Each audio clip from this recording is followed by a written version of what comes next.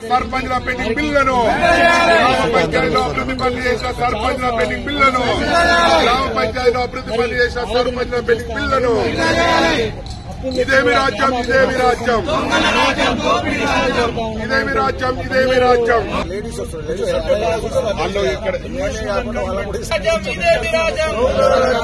Justice justice justice justice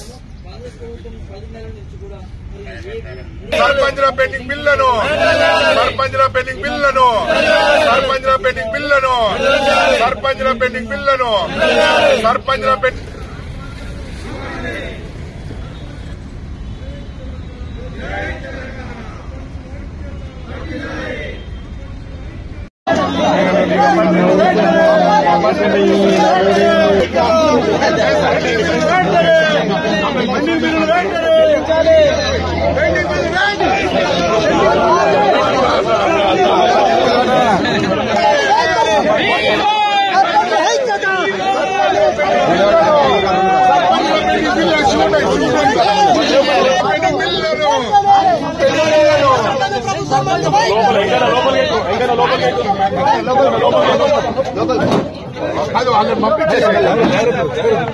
సర్పంచ్ల pending బిల్లులను ఇంకెవరు ఉన్నారా? ఇంకా మేడం వాళ్ళు ఎక్కిర్రా? ఎంకన్నా లోపలికి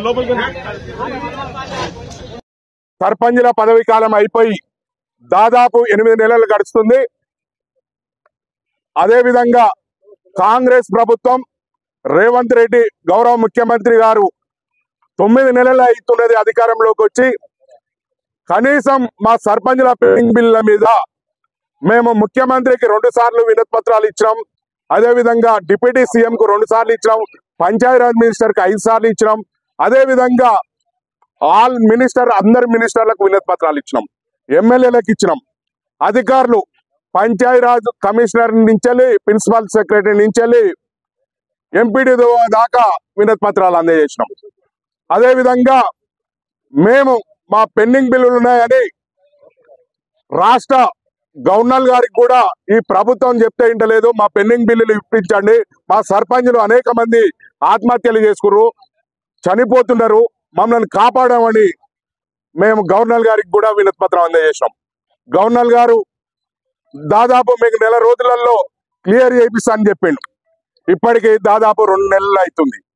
అదేవిధంగా ఈ ప్రభుత్వం ప్రజాప్రభుత్వం ప్రజాపాలన అనేది దాంట్లో మేము దాదాపు మాకు 8 నెలల నుంచి మా పెండింగ్ బిల్లులు ఇవ్వకుండా మమ్మల్ని ఇబ్బందులకు గురి చేస్తారు. మేము ఏదేమైనా ఒక గాంధీ మార్గంలో మేము గాంధీ చూపించిన సిద్ధాంతాలతోనే మేము నిరసనలు కానీ వారికి వినమించడం జరిగింది. ఇప్పటిదాకా ఎక్కడ కూడా మేము సర్పంచుల ఆందోళన కార్యక్రమాలు చేయలేదు. ఇప్పటికీ కొంతమంది సర్పంచులు సావుకు దగ్గరలో ఉన్నారు. అప్పుల బాధ, వేధింపులు, వడ్డీలు కట్టలేక సావుకు ఆత్మహత్య చేసుకునే పరిస్థితిలో ఉన్నారు. ఇప్పటికైనా ఈ ప్రభుత్వం కాపాడాలని, లేని ఎడల ఈ ప్రభుత్వానికి ఒక డెడ్ లైన్ పెడుతున్నాం. మేము ఇన్ని రోజులు చూసినాం, ఇక మా వల్ల కాదు. ఈ నెల 30 తారీఖు వరకు ఈ ప్రభుత్వం మా సర్పంచుల పెండింగ్ బిల్లుల మీద ఒక స్పష్టమైన వైఖరి ప్రకటించాలి.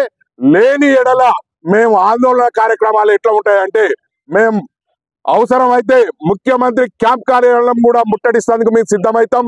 అదేవిధంగా అన్ని జిల్లాలో ప్రభుత్వాన్ని దిష్టిబొమ్మ కూడా దహనం చేస్తాం.